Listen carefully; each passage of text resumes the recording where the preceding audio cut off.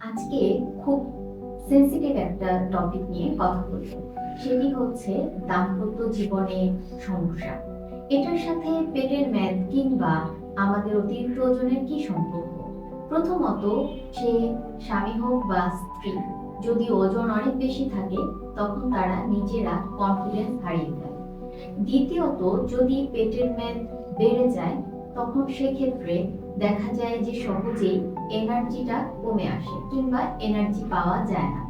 ৩ নম্বরে হচ্ছে, যে সকল ব্যক্তিরা বিশেষ করে পুরুষ যদি তাদের পেটের মেদ বেশি থাকে তখন দেখা যায় তাদের পুরুষালী যে হরমোনগুলো আছে সেগুলো ঠিকভাবে কাজ করতে পারে না, এবং এই কাজ না করার কারণে দৈনন্দিন যে দৈহিক মেলামেশা সেটাতে সে এনার্জি পায় না।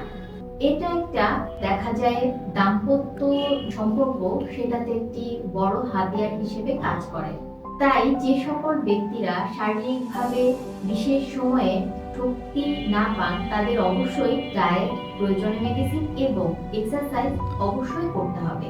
পেটের মেদটা যখন আপনারা নিয়ন্ত্রণে নিয়ে আসবেন তখন অটোমেটিক্যালি দেখা যায় পুরুষ এবং নারীর যে যৌন হরমোনগুলো সেগুলো ঠিকভাবে কাজ করতে পারে, এবং মানসিকভাবে ভালো থাকার জন্য সেরোটোনিন এবং ডোপামিন এই হরমোনগুলোর কিন্তু রিলিজ ঠিকভাবে হয় যদি শরীরের মুভমেন্টটা ঠিকভাবে হয়।